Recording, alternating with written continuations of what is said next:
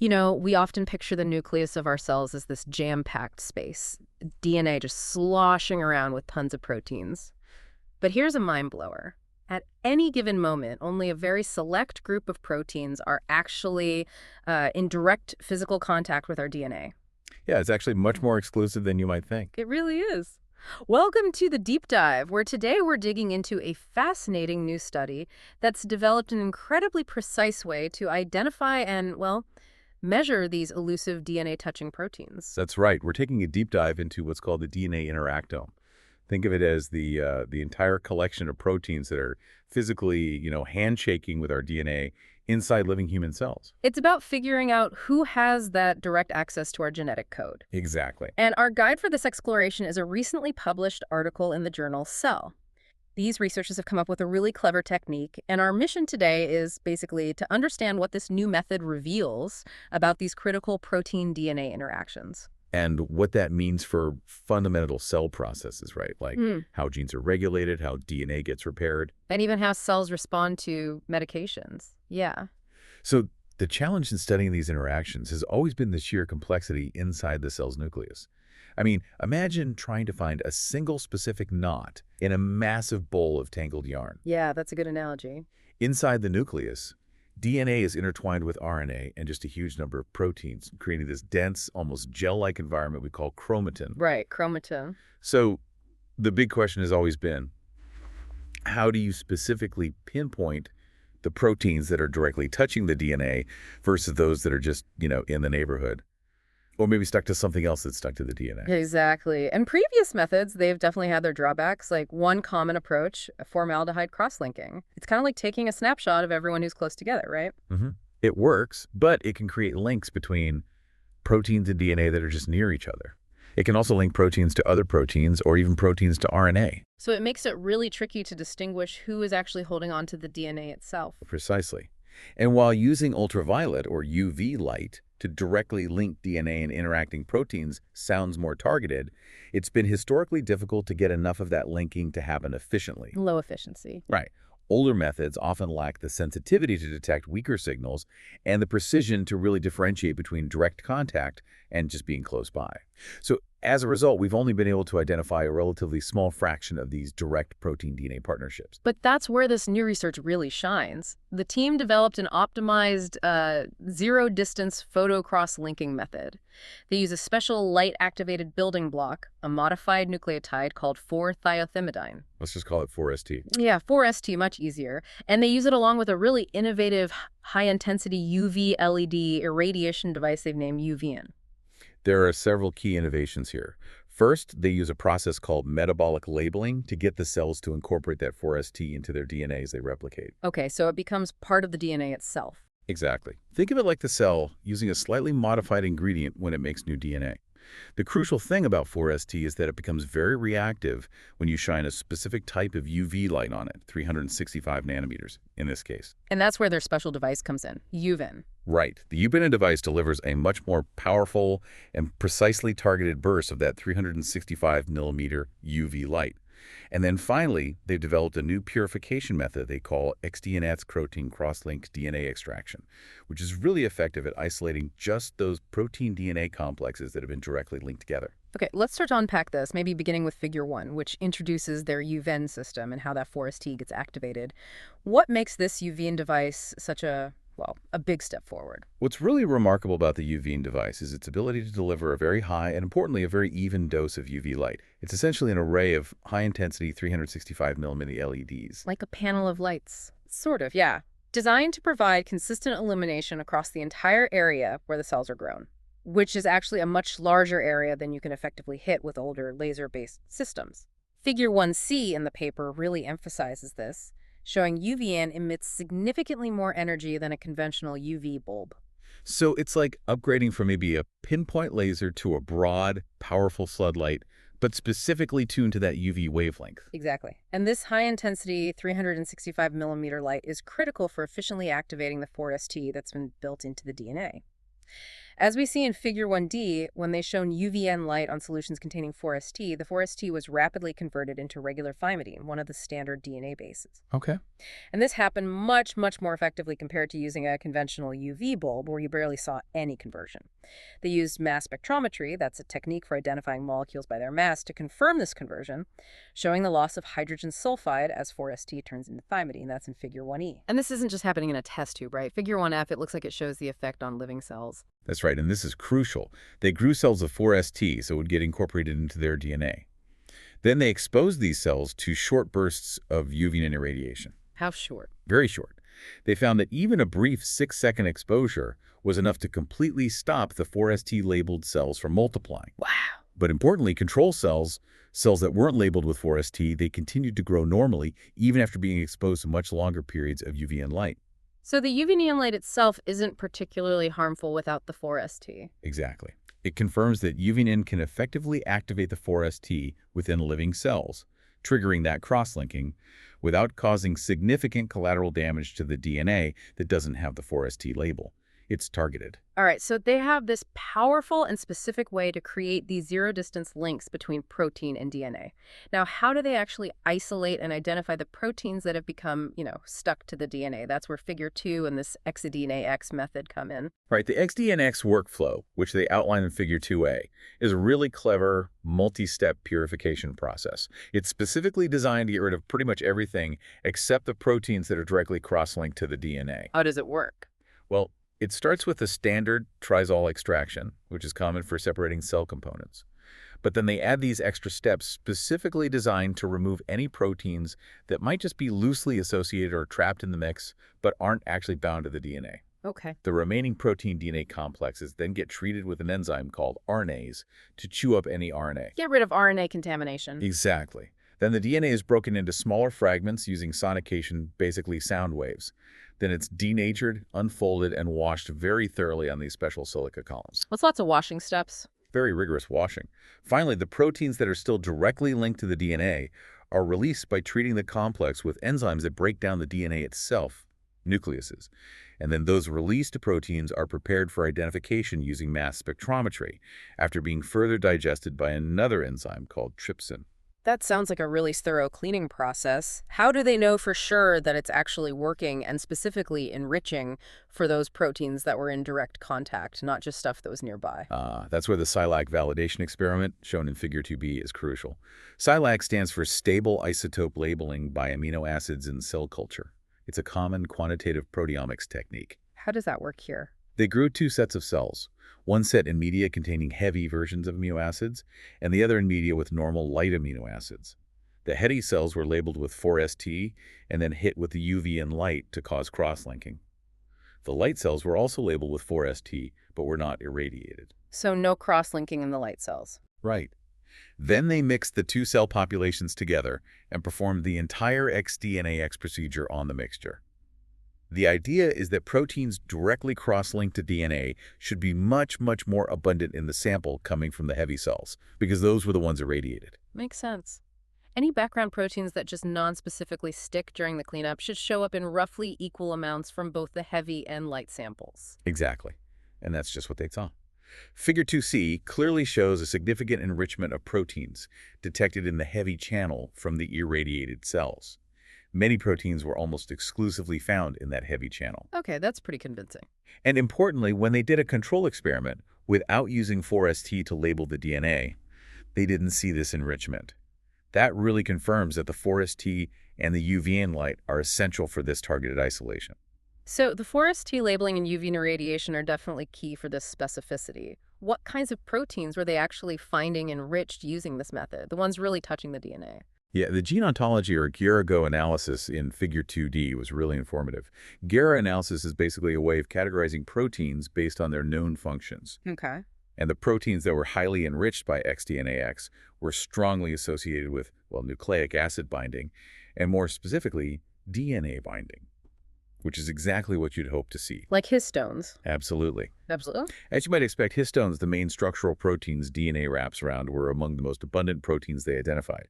They also found a lot of splicing factors and other proteins involved in organizing chromatin, as shown in more detail in Figure S2A. Did they check for RNA binding proteins, since 4ST isn't in RNA? They did. Mhm. They checked if treating the samples with RNAs, to remove RNA, made a difference, and found no significant difference in the proteins they pulled down. This further validates that their method is specifically capturing proteins interacting with DNA, because 4ST only gets into DNA, not RNA. And it sounds like they got an added bonus with this method, being able to identify the specific bits of the protein, the peptides, that were directly cross-linked to the DNA nucleotide. Yes, that's a really exciting aspect. What's fascinating is that without doing any additional complex enrichment steps, just for the crosslinks themselves, they were able to identify hundreds of these specific peptide-nucleotide crosslinks. Wow, hundreds. That's a lot more than before, right? Way more. And they even identified a specific chemical signature, a modification, that corresponds to the phosphorylated form of 4ST minus a water molecule, the actual chemical link.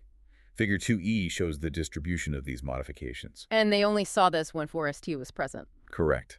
The fact that they didn't observe this specific modification when they omitted the 4ST labeling, as shown in Figure 2f, provides really strong evidence for the specificity. They could even pinpoint specific cross-linked peptides from proteins like histone HTBC12 and HMGB1. You can see those maps in Figure 2g and S2f, and these mapped precisely to regions of those proteins already known to interact with DNA. So that gives them resolution down to a single amino acid level. Pretty much, yeah.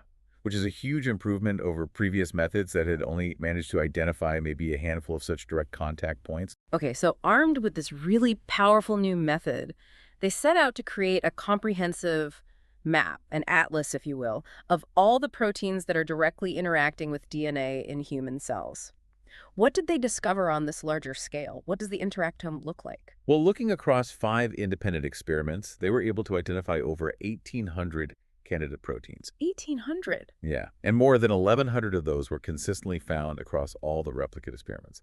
So that gives us a much more complete picture of this DNA interactome than we've ever had before. And I assume there's a lot of overlap with proteins we already know are in the nucleus. Oh, absolutely. A significant overlap, as you'd expect, since that's where the DNA lives. But it wasn't just the usual suspects, right? The known DNA binders. Mm. What different kinds of proteins were they seeing in this direct contact group? Exactly. Yeah. While about 60% of the identified proteins had known functions related to binding nucleic acids, things like transcription factors, histones, polymerases, as shown in Figure 3a, they also found significant numbers of proteins with other functions. Like? Well, things like lamins, which are structural components of the nuclear envelope, the lining of the nucleus. Also, other proteins involved in organizing the large-scale structure of chromatin, and proteins that play a role in cell division, as highlighted in Figures 3a and S3g. Anything unexpected? Definitely. They identified proteins related to the ubiquitin proteasome system, like PSM3, which is usually involved in protein degradation. Seeing that directly on DNA is interesting. And even some proteins whose functions are not yet well understood, like one called C5 or F24. This latter protein is predicted to have large, unstructured regions. Intrinsically disordered regions. Exactly, which suggests it might represent a novel way for these more flexible, disordered parts of proteins to interact directly with DNA. I mean, it sounds like not all transcription factors, the proteins that switch genes on and off, have the same level of access to DNA at any given moment. That's a really key insight. When they compared the abundance of transcription factors, they found directly interacting with DNA using their XDNAX method to the overall abundance of those factors just hanging out in the nucleus. Okay. They found that some transcription factors, like NACC1, CUX2, RARA, SOX4, and DEEP10, appeared to have particularly good access to the DNA. They were enriched in the interactome relative to their total amount. And did that correlate with anything else? It did.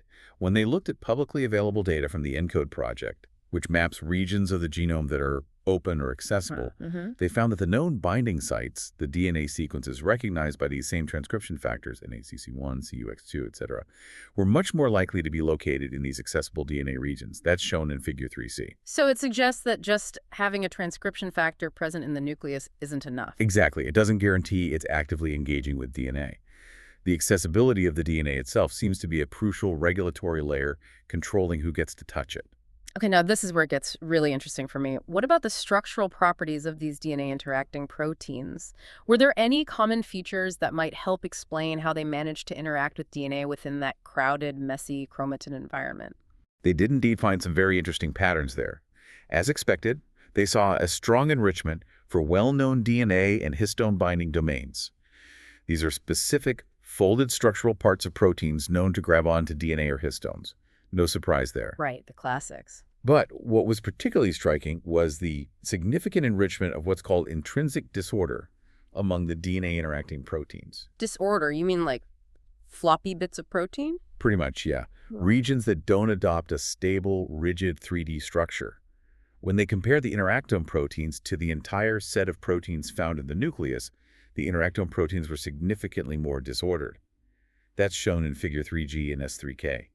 In fact, the proteins that they directly cross-linked to DNA were the most disordered overall group they looked at. So these proteins that are in direct contact with DNA tend to be more flexible and less rigidly structured. That's almost counterintuitive. You'd think they'd need a very defined shape to bind specifically. That's precisely the fascinating part. They also found an enrichment of specific, repetitive sequences of amino acids within the interactome proteins. Things like stretches of glutamic acid, we call that poly-E, and also repeats of arginine-serine or arginine-glycine, known as RSRG repeats. Okay. And these types of repeats are often hallmarks of intrinsically disordered regions, as shown in figure 3H and S3M. They were even able to map the specific peptides that were cross-linked to the DNA directly to these intrinsically disordered regions in some proteins. A good example is the Ki67 repeats in the MKI67 protein, illustrated in figure 3I. So it's not just the well-defined globular DNA binding domains that are important for getting to the DNA. It sounds like these more flexible, maybe sticky regions might also play a critical role. Exactly. Figure 3J sort of summarizes their thinking based on these findings. They suggest there are at least three main ways proteins can interact with DNA. First, through those well-defined globular DNA binding domains we know about. Second, through these more flexible, intrinsically disordered regions that themselves seem capable of binding DNA. And third, through what they call circumstantial proximity. What does that mean? That covers proteins that might end up close to DNA, not because they bind it directly, but maybe because they interact strongly with other proteins or RNA molecules that are directly bound to DNA. Or maybe they just reside within specialized compartments or condensates in the nucleus where DNA also happens to be concentrated. Fascinating. So multiple modes of getting close. Now, this atlas gives us a snapshot of who's touching DNA under sort of normal, steady conditions. But what happens when the cell receives a signal or faces some kind of challenge? Figure 4 explores how the DNA interactome changes in response to the hormone estrogen. Yeah, this was a really powerful demonstration of how their method can be used to study dynamic changes in these protein-DNA interactions. They compared the DNA interactomes of breast cancer cells that were either treated with estrogen or left untreated. And what did they see? The most dramatic change by far, as shown in figure 4B, was a huge, roughly 30-fold increase in the binding of the estrogen receptor alpha, ESR1, to DNA upon estrogen stimulation. Wow, 30-fold. And that makes perfect sense, right? Estrogen activates ESR1, causes it to bind DNA and regulate its target genes. Absolutely. And they didn't just see ESR1, they also observed the increased recruitment or binding of other proteins that are known to work with ESR1. Things like RNA polymerase TIN, the enzyme that actually transcribes DNA into RNA, and SMARCA4, which is part of a chromatin remodeling complex that helps open up DNA. So ESR1 isn't acting alone, it's bringing its buddies along to the DNA. It looks that way, yeah. It seems to be assembling its molecular machinery right there on the DNA. Interestingly, they also saw a decrease in the binding of proteins known to repress gene expression, like SET and the heterochromatin proteins CBX3 and CBX5. Suggesting the chromatin structure is loosening up, becoming more accessible. Potentially, yes. That would fit with gene activation. They even saw an increase in the binding of UBTF, a transcription factor involved in making ribosomal RNA, suggesting that estrogen signaling might also be boosting ribosome production, maybe gearing the cell up for more protein synthesis. And they didn't just look at one specific concentration of estrogen, did they? I think they did a more detailed dose-response analysis. Yes, that's right. They treated cells with 11 different concentrations of estrogen. Yeah. This allowed them to determine the EC50 values. That's the concentration, where you see half of the maximum effect for the engagement of over 1,400 different proteins with DNA. That's shown in figure 4F. That's a lot of proteins. It's incredibly detailed, and the EC50 value they found for ESR1 binding to DNA was very close to its known binding affinity for estrogen itself, which is a really strong validation for their quantitative approach. Wow. They also identified groups of proteins that showed similar dose-response patterns, which hints at coordinated mechanisms of recruitment to DNA, as you can see illustrated in figures 4D and 4E. Furthermore, they even found specific nucleotide crosslinks, those direct amino acid contacts in proteins like TRM24 that changed in response to estrogen, supporting the changes they were seeing at the overall protein level. That's in figure 4G. And they also showed this wasn't just something happening in cancer cell lines, right? They looked in primary cells, too. That's correct, and important for showing broader relevance. They looked at macrophages, a type of immune cell. They showed that when these cells were stimulated with LPS, a molecule that triggers inflammation, they observed increased binding of key inflammatory transcription factors like SEB, SEPT, and RELA to DNA. And this is consistent with what has been shown before using more traditional methods like GPSEC, as shown in figure S4. It really demonstrates the broader applicability of their XDNAX technique beyond just cultured cell lines. This really highlights the versatility of the method for studying dynamic changes in all sorts of cellular contexts. Now, shifting focus again, Figure 5 investigates how the DNA interactome responds when cells are treated with different types of genotoxic drugs that damage DNA, often used in cancer therapy. Right, this was very insightful application. Yeah. They looked at 3 drugs, adiposide, cisplatin, and oxaliplatin. All are chemotherapy drugs, all damage DNA, but they do it through slightly different mechanisms. Did they see common responses? They did observe some common responses across all 3 drugs. For instance, an increased interaction with DNA of the cell cycle regulator P21, which often signals cells to stop dividing when damaged. And also several proteins involved in DNA repair, including TP53BP1 and HINT1. Those are shown in figures 5A, 5C. Makes sense. DNA damage triggers repair responses. Exactly. They also saw a decrease in the DNA interaction of NHP2, which is part of the telomerase enzyme involved in maintaining chromosome ends, suggesting maybe a common impact on telomere maintenance in response to this kind of stress. But presumably, there were also changes specific to each drug, reflecting their different mechanisms. Absolutely. For example, they saw a significant increase in the binding of the major tumor suppressor protein, P53, to DNA, specifically with cisplatin treatment, but not nearly as much with the other 2 drugs. Interesting. And one of the most striking findings, I thought, was the massive accumulation of these antioxidant proteins called peroxyredoxins, PRDX1 and PRDX2, on DNA, but specifically in response to cisplatin. Peroxyredoxins, why would they be on DNA? That's a great question. These proteins are known antioxidants, and they can actually form these large ring-like structures shown in figure S5D. The hypothesis is they might be forming some kind of protective shield around the DNA, specifically where cisplatin is causing damage. Wow, okay. They also observed distinct patterns in the recruitment of other core DNA damage response proteins, like ATM and Chi-Ki2, depending on which drug was used. And interestingly, oxaliplatin, which is known to affect ribosome production, caused a really significant loss of nucleolar proteins normally found in the nucleolus, where ribosomes are made from the DNA interactome. So it seems like this method can really give us a much more detailed, almost drug-specific fingerprint of exactly how these therapies are impacting protein-DNA interactions at a molecular level. Precisely. They even look at changes in the abundance of proteins involved in different DNA repair pathways, like NHEJ, BER, NER, and found signatures suggesting that different repair mechanisms are being favored depending on the specific drug and the type of damage it causes. And did this lead to any potential therapeutic insights? Potentially, yes. Perhaps most excitingly from that perspective, they identified some proteins whose manipulation affected how sensitive the cells were to cisplatin. For instance, they found that reducing the levels of proteins called FEN1 or PPP5C made cells more sensitive to cisplatin. So maybe inhibiting those could boost cisplatin's effectiveness. That's the idea.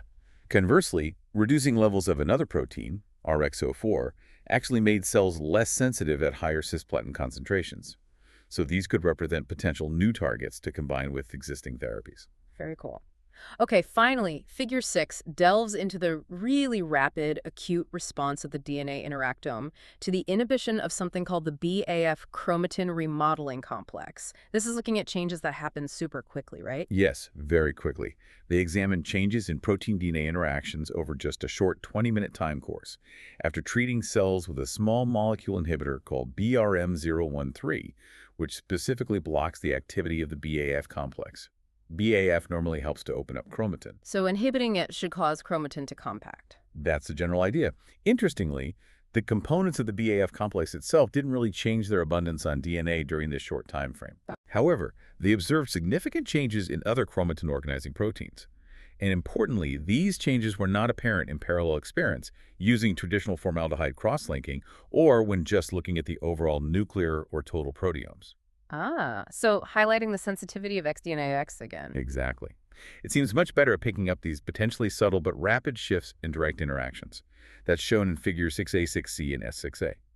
Again, they could back this up by identifying specific nucleotide crosslinks that changed, for example, increased HMGB1 crosslinking and decreased LMNB1 crosslinking, as shown in figure 6D and S6BC. And were they able to identify some very early responders to this BAF inhibition, proteins that change their interaction with DNA almost immediately? They were. Within just 4 minutes of inhibiting BAF, they saw a significant increase in the DNA interaction of 3 proteins, HMGB1, AMP32A, and AMP32E. 4 minutes, what might they be doing? Well, the researchers hypothesized these might be acting rapidly to counteract the effects of BAF inhibition. Maybe HMGB1 helps maintain some DNA accessibility, while AMP32A inhibits histone acetylation, which usually promotes open chromatin, and AMP32E removes a histone variant called H2AZ, also often associated with accessible DNA. It's like an immediate counter-response. Fascinating. And later on? Later, over the 20 minutes, they observed decreases in other chromatin remodeling complex members, like CHD6, BAZ2A, and BPTF, which is consistent with the expected overall compaction of chromatin when BAF activity is blocked long-term. This has been a truly deep dive into a really groundbreaking piece of research. To sort of bring it all together, what would you say are the major innovations that this study introduces to the field, and what new avenues for future research does it really open up? Well, the most significant innovation is definitely the combination of those 3 key things. Metabolically labeling DNA with 4ST, using that high-powered UVEN system for efficient and specific cross-linking in vivo, and then employing the really effective XDNAX purification method to isolate only the directly interacting proteins. That whole package. That whole package, yeah. It provides a much more sensitive, specific, and powerful toolkit for studying these fundamental interactions in living cells compared to what we had before. Yeah. And the ability to identify the exact amino acids in proteins that are directly contacting DNA, finding those nucleotide cross-linked peptides, allows for a much finer mapping of these interaction surfaces than ever before. And the speed. And the speed. The rapid nature of the photo cross-linking enabled by UVEN allows researchers to study the very fast dynamics of chromatin processes. We're talking minute level resolution, which was really, really challenging with slower chemical cross-linking methods. So it's not just about getting a static snapshot of who's there, but also being able to watch how these interactions change almost in real time. Exactly. And because their approach is relatively unbiased, they're just capturing whatever's cross-linked, it allows for the discovery of potentially novel proteins that directly access DNA under various conditions without needing to have a specific hypothesis beforehand. Yeah, that discovery potential seems huge. It really is. It opens up a huge number of possibilities for future research. Scientists can now apply this method to a much wider range of cell types, different organisms, various disease models. Build a more comprehensive map. Exactly. Build a far more comprehensive understanding of the dynamic DNA interactome across biology. They can investigate the functions of the many newly identified DNA interacting proteins and those disorder domains we talked about. Further explore that intricate relationship between protein disorder and DNA access. And of course, use this method to identify new potential targets for drug development and to better understand how existing drugs actually work at the molecular level. So, to summarize, this deep dive has really shone a light on a new and incredibly powerful method for dissecting the complex world of protein-DNA interactions. We're now getting an unprecedented glimpse into the specific proteins that are in direct contact with our genetic code. And how these interactions are dynamically orchestrated in response to a whole range of cellular signals, stresses, drugs, you name it. And it truly challenges that older, maybe more simplistic view of chromatin as just a static structure where everything's kind of glued together. Absolutely. The specificity and the rapid changes we're seeing in the DNA interactome clearly demonstrate that only a select group of proteins have direct access to DNA at any given moment, suggesting a very active and highly regulated process. It really makes you think, doesn't it? Now that we have this much clearer picture of exactly who is directly touching our DNA, what are the undiscovered roles that these fleeting dynamic interactions might play in shaping our cells' destinies? And maybe influencing our susceptibility to disease. Exactly. What might we learn by studying these interactions in different contexts, from the earliest stages of development all the way through aging, or in the context of developing new medical therapies? It's definitely something that will keep researchers busy for years to come. For sure. If you're interested in digging even deeper into this fascinating work, we highly encourage you to check out the original research article in Cell. You'll find a link to it in the show notes. Thanks for joining us for this deep dive.